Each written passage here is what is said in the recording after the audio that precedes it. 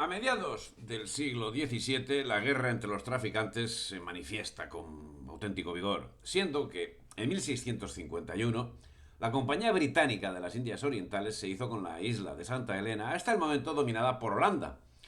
Y a poco, tanto como el año siguiente, en 1652, Holanda tomó el Cabo de Buena Esperanza. Inglaterra tomó Jamaica en 1655 y Dinamarca en el 57 expulsó de Christian Borg a los suecos.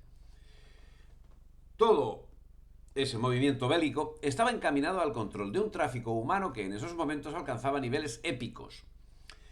Diversos cálculos llevados a cabo por distintos investigadores señalan que en conjunto durante el periodo de la trata en la Edad Moderna fueron trasladados a través del Atlántico entre 9 y 12 millones de personas cuyo tráfico es desigual a lo largo del tiempo. Así se calcula que durante el siglo XVI habría sido transportados como muchísimo hasta 1 millón de personas.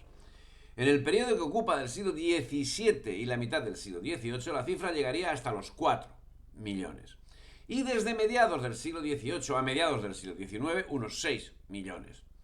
Siendo que llegaron a ser puestas en funcionamiento hasta 66 factorías, de las que 40 eran inglesas, repartiéndose las otras 26 entre portugueses, holandeses, franceses, daneses y suecos. Dice Davis que antes de finales del siglo XVII, en toda Hispanoamérica y Brasil, se pudieron introducir unos 125.000 esclavos. Antes de finales del siglo XVII, en toda Hispanoamérica. Gonzalo Aguirre cree que hacia 1646 habría en México algo más de 35.000 negros. Respecto a Brasil, disponemos de los trabajos de Mauricio Goulart, Simonsen y Mauro, gracias a los cuales sabemos que entre 3,5 millones y 3.600.000 esclavos fueron transportados entre 1500 y 1851, 3 siglos y medio. Según Mellafe, entre 1551 y 1640 pudieron introducirse unos 350.000 negros y durante todo el periodo unos 3 millones. Pero, como venimos señalando, no se trataba solo de tráfico de los miembros de una raza concreta. Esclavitud y racismo son dos cuestiones bien distintas. Tan es así que la mayoría, no una gran parte, sino la mayoría de los pioneros europeos que arribaron a las costas de Norteamérica lo hicieron como esclavos, siendo su procedencia Inglaterra, Irlanda y Alemania, y su situación se prolongó durante largo tiempo. En 1755 los criados blancos todavía representaban el 10% de la población de Maryland. Inglaterra exportaba esclavos ingleses como exportaba chucherías inglesas. Tan es así que Niall Ferguson, en su obra El Imperio Británico, señala que aproximadamente la mitad de los pioneros, al tanto, ojo al dato, la mitad de los pioneros que Inglaterra transportó a América entre 1650 y 1780 lo hicieron como esclavos. Entre los emigrantes ingleses a Chesapeake eran 7 de cada 10. Los asentamientos como Williamsburg, la elegante capital colonial de Virginia, dependían en gran medida de esta continua oferta de mano de obra barata, no solo para el trabajo de los tabacales, sino para suministrar todo el espectro de bienes y servicios que la naciente aristocracia colonial requería. Igual que los esclavos negros, los trabajadores bajo régimen de contrata eran anunciados para su venta en el periódico local. Y esa cautividad se vio incrementada en 1660 cuando Inglaterra arrebató Jamaica a España, con lo que significaba el hecho para el desarrollo de la piratería, especialmente contra las plazas del continente y posteriormente del tráfico de esclavos africanos.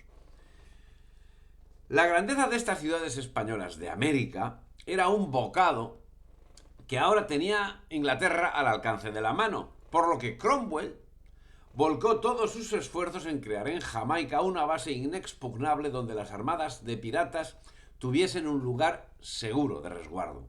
Con ese objetivo, dispuso que se enviasen de Irlanda 1000 mozos e igual número de doncellas. El gobierno escocés recibió instrucciones para aprehender y remitir a holgazanes y vagabundos, al propio tiempo que se enviaron agentes a Nueva Inglaterra y a las islas de Barlovento y Sotavento con el fin de procurar y atraer colonos.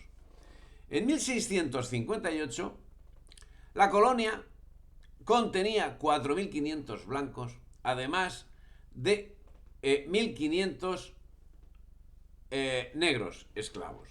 Con esa premisa, en breve plazo, institucionalizó la prisión y expatriación por deudas, encontrando en la medida solución al problema de la escasez de mano de obra en las colonias puritanas de Norteamérica y el Caribe. Los deudores de la plutocracia inglesa fueron condenados a servir en régimen de esclavitud en las plantaciones de los asentamientos americanos y con el precio de su venta serían atendidas las deudas que habían adquirido. También desde principios del siglo XVII las colonias británicas en América sirvieron como lugar de destierro de criminales convictos, tráfico que desde 1788, tras la independencia de los Estados Unidos, sería derivado a Australia y a Nueva Zelanda. Pero, además de estos criminales, un número importante de católicos irlandeses siguió el mismo destino, vendidos como mano de obra esclava, como también engrosarían el tráfico un número nada desdeñable de población inglesa que era condenado a ese destierro y a la condición de esclavo por la comisión de delitos no ya menores, de delitos minúsculos. El comercio humano comenzó cuando James II, rey de Inglaterra, vendió 30.000 prisioneros políticos irlandeses como esclavos al Nuevo Mundo. A mediados del siglo XVII, los irlandeses se convirtieron en la principal fuente de ganado humano para los comerciantes ingleses. El 70% de la población total de las islas de Antigua y Montserrat eran esclavos irlandeses. En la década de 1650, más de 100.000 niños irlandeses con edades comprendidas entre los 10 y los 14 años fueron separados de sus padres y vendidos como esclavos en las Indias Occidentales, Virginia y Nueva Inglaterra. 52.000 más, en su mayoría mujeres y niños, fueron vendidos en Barbados y Virginia. 2.000 niños se vendieron en Jamaica.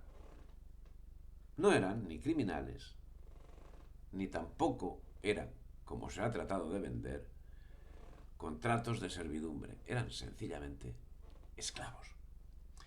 Además, los esclavos irlandeses y los ingleses resultaban más atractivos para los plantadores de las colonias británicas porque eran considerablemente más baratos que los africanos, ya que mientras un esclavo negro llegaba a costar 50 libras, un irlandés podía ser adquirido por 5.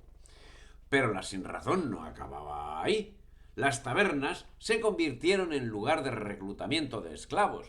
Ahí los proveedores de mano de obra esclava emborrachaban a jóvenes y mayores que, si no acababan como esclavos, lo hacían como tripulación de los barcos esclavistas en unas condiciones que no diferían grandemente de las padecidas por los esclavos transportados. Con esta circunstancia, los esclavos irlandeses y escoceses en el siglo XVIII representaban casi las 3/4 partes de los colonos británicos en América.